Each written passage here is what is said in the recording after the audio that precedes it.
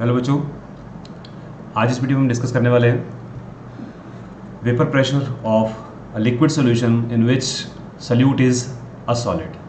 Means एक ऐसा solution जो कि नॉन वोलाटाइल सल्यूट का बना हुआ है, और इसी सॉल्यूशन में हम रॉड्स लॉ भी डिफाइन करेंगे कि वो कैसे इसमें ओबे होता है। क्लियर? सो चलिए स्टार्ट करते हैं वेपर प्रेशर से। सो vapour pressure of A solution in which the solute is non volatile. Clear? तो यहाँ पे हम डिस्कस करेंगे दो डायग्राम से। ठीक है? So first we have a system which is a close system.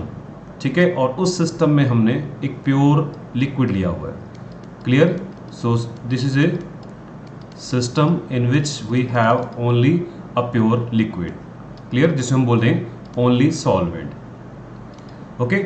जैसे हमने लास्ट लेक्चर में डिफाइन किया था कि इस लिक्विड का, इस सॉल्वेंट का वेपर प्रेशर क्या होगा कि जब यहाँ से लिक्विड मॉलिक्यूल्स वेपर फेज में जाएंगे और वहाँ पे उनकी कंसंट्रेशन जैसे जैसे इंक्रीज होती जाएगी वो कंडेंस होना शुरू होंगे।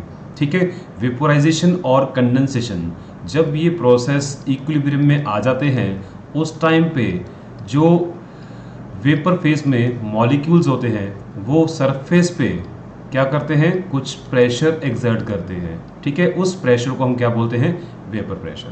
क्लियर? अब यहाँ पे हमारे पास एक ही कंपोनेंट है, वो है सॉल्वेंट, और सॉल्वेंट को हम क्या लिखते हैं, ए से डिनोट करते हैं हमेशा, और सल्यूट को हम डिनोट करते हैं बी से। सो व्हाट इज ए?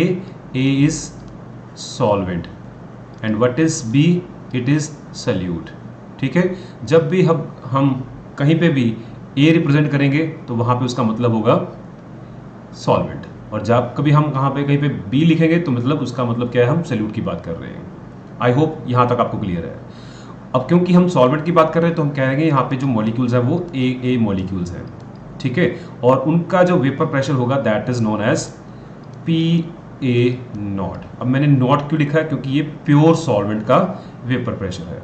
अब यही चीज़ हम दूसरी साइड पे लेते हैं। एक हमने सिस्टम लिया, बिल्कुल सेम क्लोज सिस्टम, और सेम ही हमने यहाँ पे सॉल्वेंट लिया, और उसी सॉल्वेंट में हमने एक सल्यूट डाला जो कि सॉलिड स्टेट में होगा। ठीक है? उसको हमने अच्छे से मिक्स कर दिया। इसमें मिक्स करने से क्या होगा, एक सॉल्यूशन बन जाएगा। ठीक है? अब इसमें हमारे पास क्या है, ए मॉलिक्यूल्स भी हैं, बी मॉलिक्यूल्स भी हैं। ठीक है? पहले जो यहाँ पे प्रेशर था that was only because of the A type of molecules. अब जो वेपर प्रेशर होता है वो होता है सरफेस फिनोमिना। सरफेस फिनोमिना क्यों है? क्योंकि सरफेस के ऊपर प्रेशर लगना है, और जो सरफेस पे मॉलिक्यूल्स हैं लिक्विड स्टेट में वही एस्केप होकर वेपर फेज में जाते हैं। ठीक है? अब क्योंकि अब हमने यहाँ पे सल्यूट डाल दिया है तो जो यहाँ पे पहले ए टाइप के मॉलिक्यूल्स थे अब उनमें कुछ मॉलिक्यूल्स क्या है, बी टाइप के भी आ जाएंगे। ठीक है? कुछ मॉलिक्यूल्स क्या है, बी टाइप के भी इसमें आ जाएंगे। बी टाइप के मॉलिक्यूल्स का कलर मैं थोड़ा डिफरेंट रखता हूँ सो दैट यहाँ पे हमें क्लियर हो जाए। ये जो पिंक मॉलिक्यूल्स मैं यहाँ पे शो कर रहा हूँ that are the B molecules. Okay? So white वाले मॉलिक्यूल्स क्या हैं, ए टाइप मॉलिक्यूल्स हैं, और पिंक वाले क्या हैं, बी टाइप मॉलिक्यूल्स हैं। अब जब इस लिक्विड के, अब इस सोल्यूशन के वेपर जब बनेंगे, ठीक है, तो वो मॉलिक्यूल्स वेपर फेज में आ गए। अब वो भी क्या करेंगे, कंडेंस करेंगे, वापस लिक्विड स्टेट में आएंगे, तो यहाँ पे भी एक टाइम पे आके क्या हो जाएगा, इक्विलिब्रियम मेंटेन हो जाएगा। ठीक है? वेपोराइजेशन एंड कंडेंसेशन में क्या हो जाएगा, एक इक्विलिब्रियम मेंटेन हो जाएगा। उस टाइम पे जो मॉलिक्यूल्स वेपर फेज में होंगे वो इस सरफेस के ऊपर क्या करेंगे, प्रेशर एक्सर्ट करेंगे, जिसको हम क्या बोलेंगे, वेपर प्रेशर ऑफ सॉल्यूशन। अब क्योंकि सल्यूट हमारा जो यहाँ पे हमने लिया that is a non volatile, means वो वेपर फेज में नहीं जाएगा, तो सॉल्यूशन में से जो मॉलिक्यूल वेपर फेज में जाएंगे वो कौन से होंगे, ए टाइप के, मीन्स सॉल्वेंट के। अब क्योंकि सरफेस के ऊपर जो मॉलिक्यूल्स हैं उनमें बी टाइप के मॉलिक्यूल्स भी हैं जो वेपर फेज में नहीं जाएंगे, और हम ये कंपेयर भी कर सकते हैं कि अगर यहाँ पे सपोज मान के चलते हैं कि 100 मॉलिक्यूल सरफेस पे हैं इन लिक्विड स्टेट ओनली, ठीक है, सिर्फ और सिर्फ सॉल्वेंट की बात कर रहे हैं, तो वहाँ पे अगर 100 मॉलिक्यूल्स हैं तो 100 के 100 मॉलिक्यूल्स क्या है, वेपर फेज में जा रहे हैं। ठीक है? उनकी वजह से क्या हो रहा है, वेपर प्रेशर एक्सर्ट हो रहा है, जिसको हमने बोल दिया पी ए नॉट। अब क्योंकि यहाँ पे बी टाइप के मॉलिक्यूल्स हमने बीच में डाले हुए हैं जो सरफेस पे कुछ ए मॉलिक्यूल्स को रिप्लेस करेंगे, उनकी स्पेस को ऑक्यूपाई करेंगे। ठीक है, मान लेते हैं कि 20% जो स्पेस है वो बी मॉलिक्यूल्स ने ऑक्यूपाई की हुई है, तो 80% जो मॉलिक्यूल्स हैं मीन्स 80 मॉलिक्यूल्स हैं वो ए टाइप के मॉलिक्यूल्स हैं। अब जब इसके वेपर्स बनेंगे तो हम कहेंगे कि यहाँ पे जो प्रेशर आ रहा है that is because of the 80 molecules. यहाँ पे हम मान के चले थे कि 100 मॉलिक्यूल्स की वजह से प्रेशर हो रहा है, अब यहाँ पे जो प्रेशर हो रहा है that is because of the 80 molecules. ठीक है, अब वो कौन से मॉलिक्यूल्स हैं, ए टाइप के मॉलिक्यूल्स हैं। अब यहाँ पे जो वेपर प्रेशर है that is known as vapour pressure of solution, जिसको हम सिंपल पी से रिप्रेजेंट करते हैं। And this vapour pressure of solution is just because of the solvent molecule.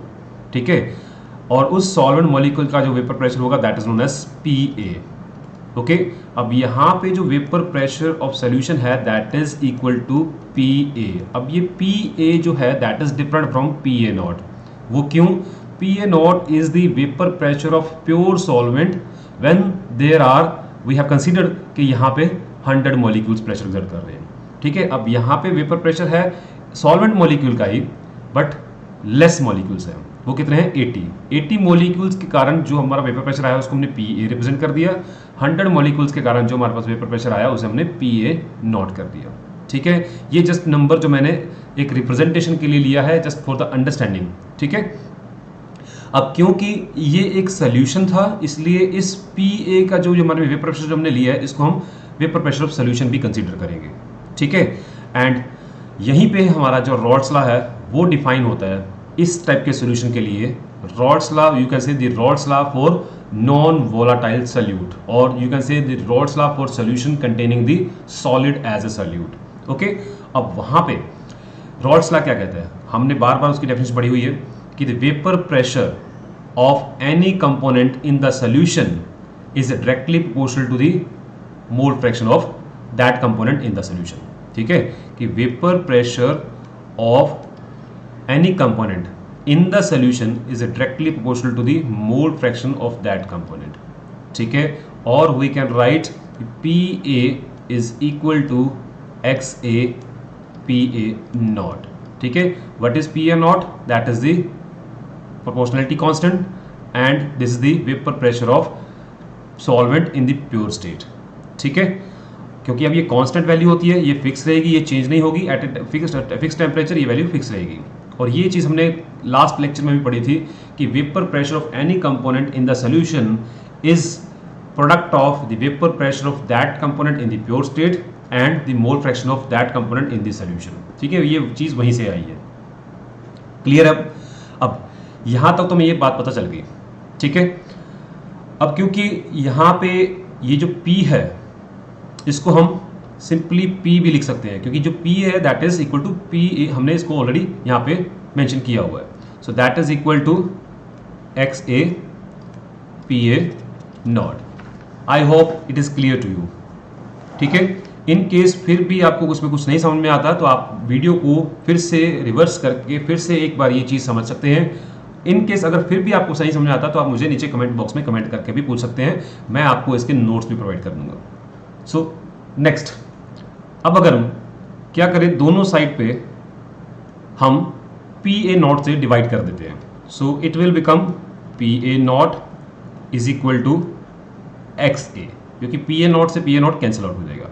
ठीक है, नाउ इन दिस केस हमने क्या करना है, दोनों साइड से हम 1 में से इसको माइनस करेंगे, means it will become 1 minus P upon P A naught and it is equal to 1 minus X A. ठीक है, यहां तक क्लियर है? आगे चलते हैं। अब हमने पढ़ा हुआ है X A plus X B is equal to 1 होता है, और 1 माइनस एक्स ए क्या हो जाएगा फिर, that will be the X B. ठीक है, तो हम यहां पुट कर सकते हैं। So it will become 1 minus P upon P A not is equal to X B. ठीक है, और वी कैन राइट, अगर इसको हम क्रॉस मल्टीप्लाई करते हैं यहाँ पे तो that will be note at P A nought minus P upon P A nought which is equal to X B. ठीक है, अब ये हमारे पास एक इक्वेशन आ गई जिससे हमें बहुत सारी इंफॉर्मेशंस मिलती हैं। वो क्या मिलती हैं वो हम देखते हैं। देखिए, अब पी ए नॉट हमने पीछे कंसीडर किया था, that is the vapour pressure of pure solvent और हमने वहाँ पे लिए थे कि सपोज करके चलते हैं कि 100 मॉलिक्यूल्स का सरफेस के ऊपर है और उनकी वजह से क्या आ रहा है, वेपर प्रेशर आ रहा है. So means P A not is because of the 100 molecules. ठीक है, मीन्स ये ग्रेटर होगा. अब पी क्या है, that is equal to P A, and हमने यहाँ पे क्या कंसिडर किया था कि 80 मॉलिक्यूल्स हैं. तो यहाँ से तो ये बिल्कुल साफ साफ नज़र आ रहा है कि P A not is greater than P A. ठीक है, और अगर हम पी ए नॉट में से पी ए माइनस करते हैं या फिर पी ए नॉट में से हम पी को सब्ट्रैक्ट करते हैं तो हमारे पास क्या आ जाता है, 100 माइनस 80 मीन्स 20 वैल्यू आ गई. अब ये 20 वैल्यू क्या रिप्रेजेंट कर रही है कि वेपर प्रेशर ऑफ सॉल्वेंट, ठीक है, जो पहले 100 मॉलिक्यूल्स करके कारण था, अब उसमें जैसे हमने नॉन वोलेटाइल सॉल्यूट डाला वो डिक्रीज कर गया. कहाँ तक चला गया, 80 चला गया. कितना डिक्रीज कर गया, 20 डिक्रीज कर गया. अब ये 20 क्या हुआ, लो हो गया. ठीक है, 100 से 80 जाना मीन्स 20 लो हो गया. तो that is known as lowering in vapour pressure. ठीक है, तो यहाँ पे जो हमारे पास ये टर्म है P A nought minus P, that is known as lowering in vapour pressure. ठीक है, अब अगर हम इस लोअरिंग इन वेपर प्रेशर को रिलेट करके चलते हैं किसके साथ, प्योर सॉल्वेंट के वेपर प्रेशर के साथ, दैट इज उसको अगर हम डिवाइड कर देते हैं vapour pressure of solvent in the pure form, that becomes relative lowering. ठीक है, यहाँ से हमें उसकी रिलेटिव लोअरिंग मिल जाती है कि वेपर प्रेशर में कितनी लोअरिंग हुई है. That is known as relative lowering in vapour pressure. ठीक है, तो ये था हमारा आज का टॉपिक जिसमें हमने डिस्कस किया rods law for the solutions which contains the solid as a solute, or you can say the Rod's law for non volatile solutions. ठीक है, जिसमें एक कंपोनेंट क्या है, नॉन वोलेटाइल है, दूसरा क्या है, वोलेटाइल है. सॉल्वेंट तो हमेशा हम मान के चलते हैं कि वो वोलेटाइल रहेंगे क्योंकि लिक्विड स्टेट में है. तो लिक्विड तो इजीली वेपर बनाते ही बनाते हैं. कुछ सॉल्वेंट जो है कम वेपर बनाते हैं, कुछ ज़्यादा बनाते हैं, बट वेपर बनते हैं. बट सॉलिड बहुत सारे ऐसे हैं हमारे पास. अगर हम ऑर्गेनिक सॉलिड्स लेते हैं तो वो वेपर बनाते हैं, मीन्स दे आर वोलेटाइल.